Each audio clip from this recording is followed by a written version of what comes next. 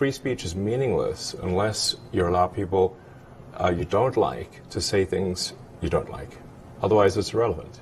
And if at the point at which you lose free speech, it doesn't come back.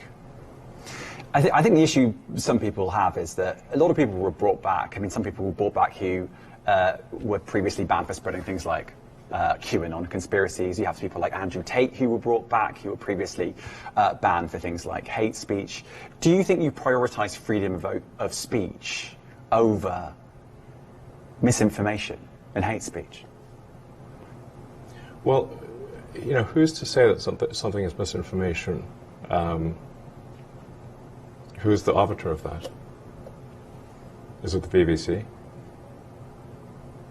You're literally asking me? Yes. Well, no, you are the arbiter on Twitter, because you own Twitter. Yes, I'm saying, who is to say that one person's misinformation is another person's information?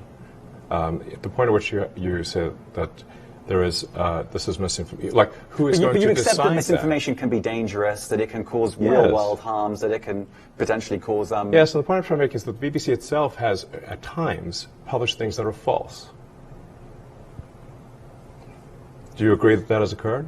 I'm quite sure the BBC have said things before that turn out to not be true. Correct. In its, whatever it is, 100-year history, I'm quite sure. Yes. Even if you aspire to be accurate, there are times when you will not be. We've spoken to people very recently who were involved in moderation, and they just say there's not enough people to police this stuff, particularly around hate speech in the company. Is that what hate that speech are you talking about? I mean, you use Twitter. Right. Do you see a rise in hate speech? I mean, just a personal anecdote. Like, what do you? I don't.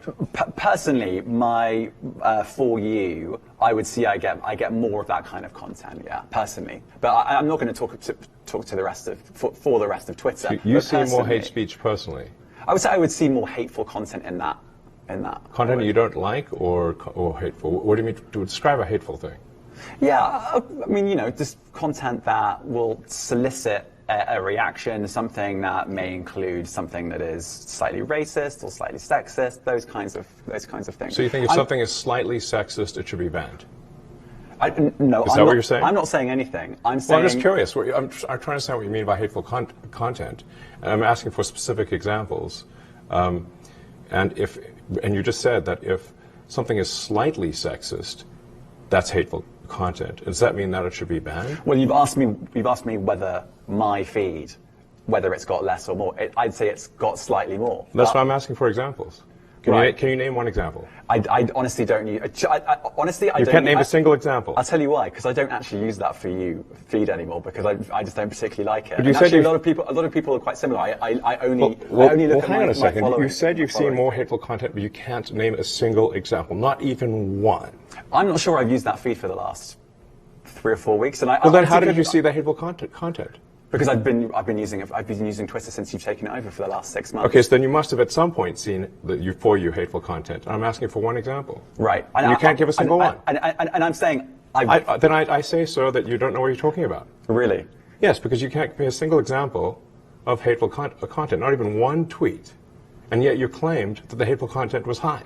Well, that's a false. No, what I claimed... You just lied. What I claimed was there are many organizations that say that that kind of information is on the rise. Now, whether it has on my feed or not...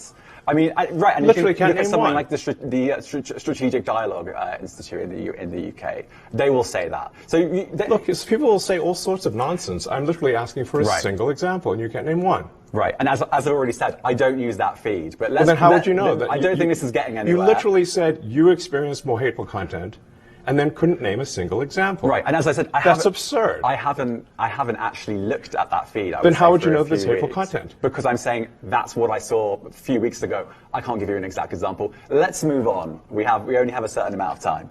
COVID misinformation. You changed the COVID misinformation. Has rules. BBC changed its COVID misinformation? The BBC does not set the rules on Twitter, so I'm asking you. No, I'm talking about the BBC's misinformation about COVID. I'm literally asking you about, you changed the labels, the COVID misinformation labels. There used to be a policy, it then disappeared. Why do that? Well, COVID is no longer an issue. Does the BBC hold itself at all responsible for misinformation regarding masking and side effects of vaccinations, and not reporting on that at all? And what about the fact that the BBC was put under pressure by the British government to change its editorial policy? Are you aware of that? This is not an interview about the BBC. Oh, you thought it wasn't? I see now why you've done Twitter Spaces. I am not a representative of the BBC's editorial policy. I want to make that clear. Let's talk about something else. If you want to talk about the BBC, you too. all right. Let's talk about something else. You weren't expecting that.